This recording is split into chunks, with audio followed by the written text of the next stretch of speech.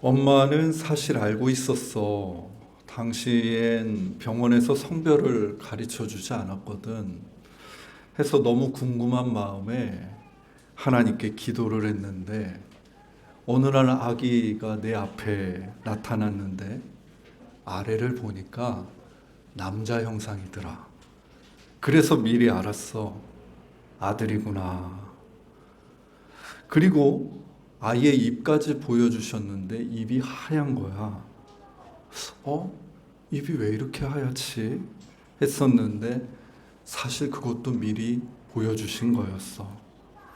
네가 태어나고 일주일 있다가 BCG 예방 접종을 했는데 그때부터 잠만 자고 오줌만 누는 거야. 젖은 먹지 않고 잠만 자고 오줌만 누니 아기가 금세 탈수 증상을 맞았지. 그때 입술에 하얀 점 같은 것이 생겨나더니 그것이 번져서 입안이 온통 하얗게 됐어. 아구창이라고 하지. 계속 잠만 자는 너를 안고 동네 소아과 여러 곳을 돌아다녀도 도무지 차도가 없었어.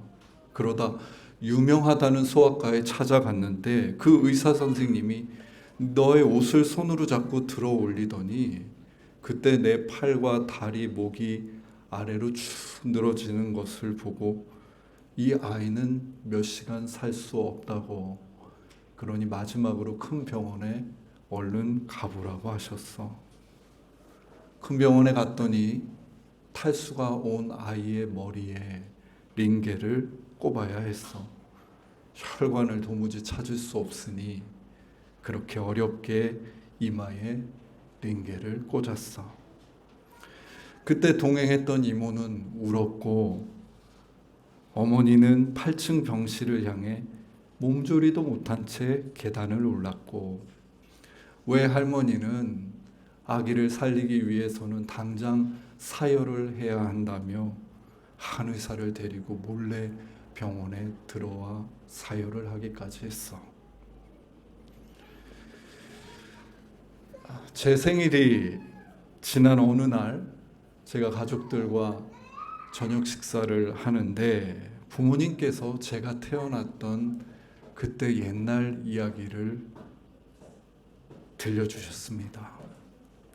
몹시도 긴박했던 그 생후 일주일의 시간을 고스란히 다시 소환해 주셨습니다. 저로서는 기억이 하나도 나지 않는 시간입니다. 당시 링겔을 맞을 때 제 이마살을 뚫고 들어오던 주사바늘, 사열침을 맞고 손끝에서 터져 나오던 피, 다급하게 움직이고 때로 눈물 흘리는 사람들이 저는 하나도 기억이 나지 않는데 어머님은 제 인생에 숨어 있는 그 시간을 보시고 고스란히 소환해 주셨습니다. 그렇게 입원한 그날 밤 너에게 젖을 먹이려고 하는데 한 방울도 먹지 못하고 계속 입 옆으로 젖이 흐르는 거야. 나도 밤새 너에게 그렇게 젖을 먹였는데 새벽 어느 순간 한 방울을 꼴깍 삼키더라. 그때로부터 다시 젖을 먹기 시작했고 너는 며칠 이내 회복될 수 있었어. 네가 그렇게 살아났단다, 재령아. 어머니는 이 이야기를 제게 들려주시고선 넉살 좋게도 이미 그때 당신은 네가 하나님의 일을 할 줄 알았다고 말씀하셨습니다. 하나님께서 너를 살리신 이유가 왠지 있을 것 같다는 어떤 모성의 직감 같은 거였습니다. 저는 그 말을 이렇게 해석했습니다. 그 말은 제가 죽었으면 나쁜 것이고 산 것은 좋은 것이라는 이야기가 아니라 인간은 누구나 자기에게 다가오는 죽음 그리고 또 삶 앞에서 신에게 그 이유를 물을 수밖에 없는 존재인데 어머님은 아들의 삶 앞에서 하나님께 그 이유를 물으실 수밖에 없었구나. 저는 아마도 이 이야기를 여러 번 들었을 것입니다. 낯설지 않은 반복된 이야기였을 텐데 여전히 그 이야기는 흥미진진하고 생생했습니다. 그리고 매번 들을 때마다 지난번에 몰랐던 어떤 새로운 지점들을 보게 되기도 했었습니다. 하나님께서 잉태한 어머니에게 미리 속삭여 주셨다는 성별, 그리고 생사의 갈림길을 상징했던 하얀 잎, 사투 끝에 살아난 아이를 향해 가지는 어머니의 예감까지, 어쩌면 이 땅에서 지금도 일어나고 있는 여러 죽음과 삶의 이야기 중에 하나였을 수도 있지만, 가만히 들여다본 그 이야기 안에는 신이 인간에게 보여주는 환상과 예고를 비롯해 삶이라는 것이 그저 주어진 것이 아니라 무수한 이들의 기도, 땀, 애타는 마음들 속에 건져 올려지고 여기에 이르게 되었다는 신비가 담겨 있었습니다.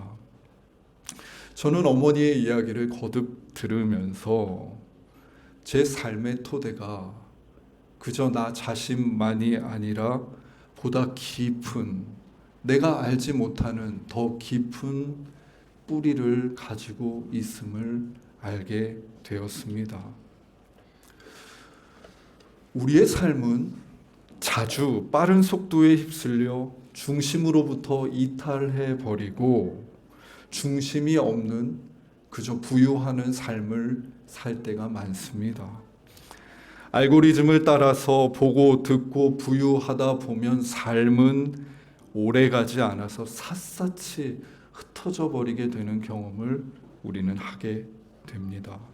그런 시대이기에 더욱 뿌리, 저 보이지 않는 근원의 시간을 품고 인식하는 일은 중요하고도 고귀한 일이 됩니다.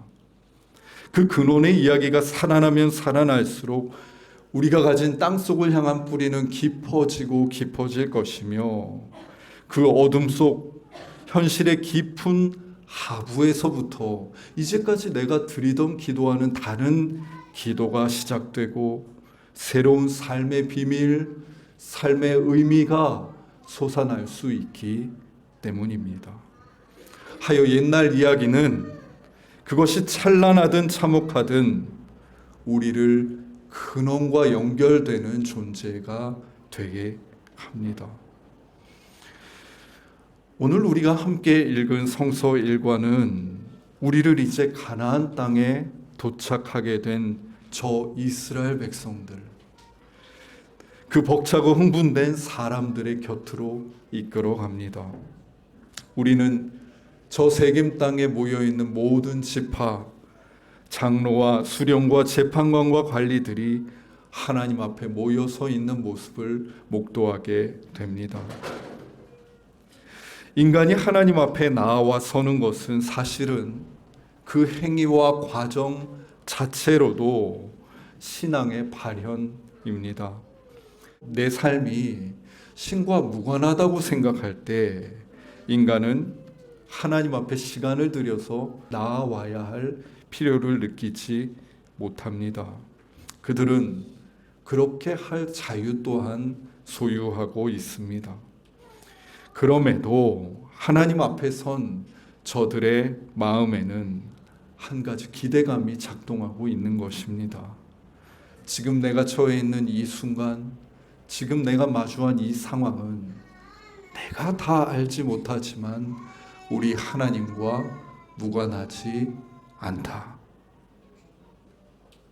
내가 속속들이 그 전후 사정과 섭리를 다 안다고 말할 수는 없지만 내 삶과 지난 여정은 신과 무관하지 않다. 하나님 앞에 선 자들에게 여호수아는 그렇게 하나님의 말씀을 전달합니다. 본문 2절과 3절입니다. 여호수아가 모든 백성에게 이르되 이스라엘의 하나님 여호와께서 이같이 말씀하시기를 옛적에 너희의 조상들 곧 아브라함의 아버지 나홀의 아버지 데라가 강 저쪽에 거주하여 다른 신들을 섬겼으나 내가 너희의 조상 아브라함을 강 저쪽에서 이끌어내어 가나안 온 땅에 두루 행하게 하고 그의 씨를 번성하게 하려고 그에게 이삭을 주었으며. 하나님은 이스라엘 백성이 가나안 땅에 입성하게 된 그 모든 상황을 알고 있는 어머니처럼, 그러니까 옛날 옛적의 말이다, 이 모든 이야기는 아브라함으로부터 시작되었단다 라고 말씀을 들려주십니다. 요즘 우리는 뿌리 없는 말들의 홍수 속에 이 말이 가진 위험을 경험하지 못할 때가 많지만, 하나님의 말씀은 저 깊은 시작을 되살아나게 하고 우리 눈앞에 펼쳐놓는 살아있는 말씀이었습니다. 옛적에, 그러니까 그 너희의 조상 아브라함의 아버지 데라가 글쎄 다른 신을 섬겼었다 라는 말을 들을 때 이 이스라엘 백성들의 마음은 다른 신을 섬겼던 눈먼 조상들의 욕망과 안주하고자 하는 마음이 저릿하게 느껴지는 경험을 합니다. 그것이 전부가 아니었습니다. 살아있는 하나님의 말씀은 또 다른 한순간을 그들 앞에 펼쳐 놓는데, 데라 곧 아브라함의 아버지와는 달리 하나님의 목소리를 듣고 그 목소리를 따라서 기꺼이 길을 떠난 아브라함의 이야기였습니다. 그러니까 저들이 지금 서 있는 가나안 땅은 어느 날 갑자기 주어진 땅이 아닙니다. 다른 신을 섬기는 그 세계에서 하나님의 말씀을 듣고 그에 응답하여 길을 떠난 아브라함이 처음으로 도착했던 땅이 가나안이었습니다. 고고학 발굴을 하는 현장에서 고고학자들은 땅을 깊숙하게 파내려 갑니다. 층층이 담긴 시간의 역사를 거슬러 더 깊은 지층으로 갑니다. 하나님은 지금 이스라엘 백성들이 서 있는 그 가나안 땅, 그 땅의 근원을 고고학자처럼 깊이 파내려 가시고 계십니다. 그리고 그 처음에 있는 주님의 말씀을 듣고 길 떠났던 아브라함의 생을 보이시더니 바로 그 아브라함의 생으로부터 번성한 씨앗이 너희들이다 라고 이야기해 주십니다.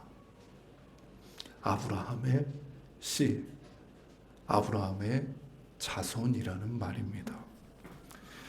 여러분, 씨는 철저하게 유전적 요소를 지니고 있고 내 마음대로 어떤 싹을 틔우는 것이 아니라 철저하게 주어진 싹을 틔우고 모양으로 자라고 열매를 맺습니다. 다른 신을 섬기던 데라의 시대의 아브라함은 전혀 다른 유전자를 가진 씨앗이었고, 하나님이 그 씨를 번성하게 하셨다는 말은 다른 신이 아닌 하나님의 목소리를 듣고 길 떠난 그런 사람을 흥왕하게 하셨다라는 말씀과 다르지 않았습니다. 저들은 그렇게 아브라함이 가나안 땅에 도착해 처음 하나님께 예배했던 곳, 바로 세겜 땅에서 그 땅을 모두 뒤덮고 있는 자신들이 다름 아닌 하나님의 말씀이 이루어진 결과임을 목도하게 됩니다. 내가 발 디딘 현실이 보이지 않는 근원과 시면을 가짐을 알게 되는 순간 저들의 삶은 더욱 든든한 땅 위에 서게 됩니다. 표면 아래의 깊이가 주는 신비 그리고 든든함을 경험한 저들에게 하나님이 계속 말씀하십니다. 본문 14절입니다. 그러므로 이제는 여호와를 경외하며 온전함과 진실함으로 그를 섬기라. 너희의 조상들이 강 저쪽과 애굽에서 섬기던 신들을 치워버리고 여호와만 섬기라. 성경에서 섬기다로 번역된 히브리어 아바드는 그 아랍어 근원을 찾아가다 보면 예배하다, 순종하다라는 뜻을 가지고 있음을 알게 됩니다. 하나님께서 하나님의 백성들에게 예배와 순종을 요구하는 것은 갑작스럽지 않고 굉장히 자연스러운 일이었습니다. 하나님은 그들이 하나님을 알지도 못한 채 살아가던 그 이집트 땅에서 태어난 저들을 구원하셔서 바로 너희가 사실은 하나님의 목소리에 응답하며 사는 존재들임을 알게 해 주셨습니다. 저들이 애굽을 그렇게 탈출할 때 하나님이 천명하셨던 첫 번째 외침도 우리를 광야로 보내어 우리 주 하나님을 예배하게 하라 라는 말이었습니다. 이것은 그들이 가지고 있는 숨은 정체성에 대한 천명이었습니다. 우리는 바로와 이집트를 섬기기 위해 태어난 존재가 아니라 하나님의 목소리를 듣고 응답하기 위해 태어난 존재로 부름을 받았다.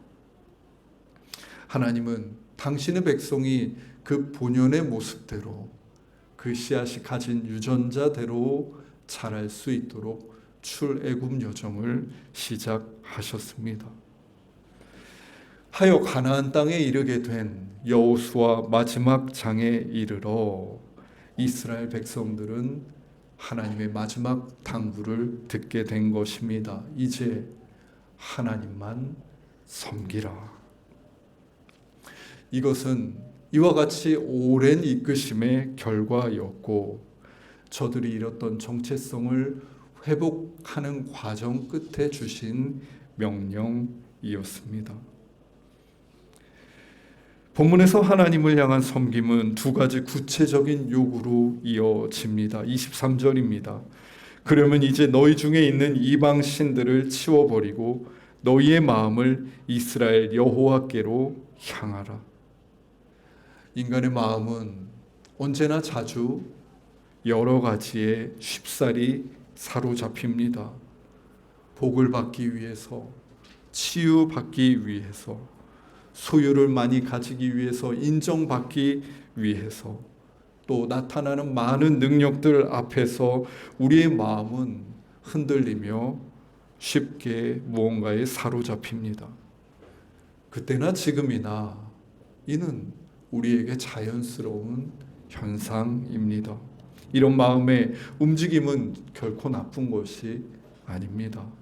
다만 신앙은 그렇게 흔들리는 마음으로 여기저기 사물과 사람들과 가치들에 휩쓸려 사는 것이 아니라 내 마음을 하나님께 향하는 일이라고 본문은 말합니다. 한마디로 이방신을 향했던 마음을 지양하고 하나님을 향한 마음의 지향을 벼르는 것이 신앙생활이라는 이야기입니다. 하나님을 지향하며 사는 이들의 특징이 본문 24절에 나옵니다.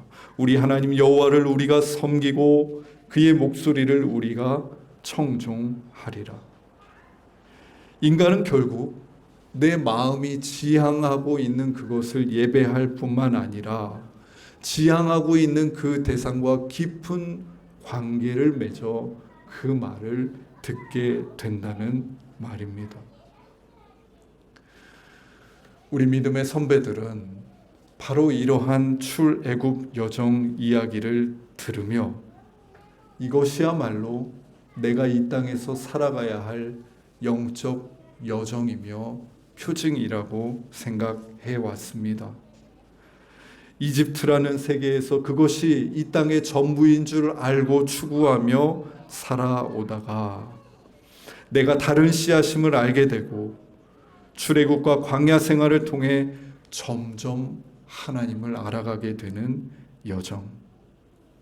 그래서 마침내는 가나안 땅에 이르러 내 존재의 근원이신 그 하나님을 섬기고 청종하게 되는 이 여정이야말로 하나님을 믿는 일생 동안 내가 따라가야 할 영적 여정이라고 생각해 왔습니다. 이집트에서 가나안에 이르는 이러한 이스라엘 백성들의 여정은 지금도 여전히 많은 이들의 신앙생활의 나침판이 되어 또렷이 자리하고 있습니다. 우리가 사랑하는 예수 그리스도께서도 마음의 지향을 온전히 하나님께 두고 하나님의 이끄심을 따라 마침내 당신의 그 가나안 땅에 이르러 저 십자가를 온 삶으로 청종하며 지지 않으셨습니까? 하나님이 사랑하시는 숲가족 여러분, 이 교회의 일반절기 긴 시간 동안 우리는 아브라함으로부터 시작된 가나안 땅에 이르는 성서일과 말씀을 마주했습니다. 오늘 이 시간을 마치며 이와 같이 우리를 이 말씀으로 이끄신 것은 다름 아닌 우리 모두를 당신의 땅 가나안으로 이끄시어 하나님을 섬기는 영적 여정으로 초대하기 위함이었다고 말씀드리고 싶습니다. 여러분의 하루하루의 삶과 우리 숲교회의 예배가 매주 우리 마음의 지향을 하나님께 두고 가나안을 향해 나아가는 이 여정을 한 걸음씩 걸어서 마침내 하나님을 온전히 섬기고 청종하는 가나안 땅에 함께 도착하게 되기를 간절히 바랍니다. 기도드리겠습니다. 주님, 나침판같이 우리 신앙 여정이 이르러야 할 땅 가나안을 우리에게 보여주심에 감사드립니다. 하나님을 모르고 하나님과 무관한 애굽의 삶을 살았던 이스라엘 백성들이 가나안에 이르러 온전히 하나님을 섬기고 청종하는 백성이 되었듯 우리 신앙의 긴 여정을 가나안으로 이끌어 주십시오. 주위에 가득한 유혹과 이방 신들을 치워버리고 하나님만 섬기는 그 길, 우리 신앙의 선배들과 예수 그리스도께서 먼저 가신 그 길을 우리도 가게 하옵소서. 예수님의 이름으로 기도드립니다. 아멘.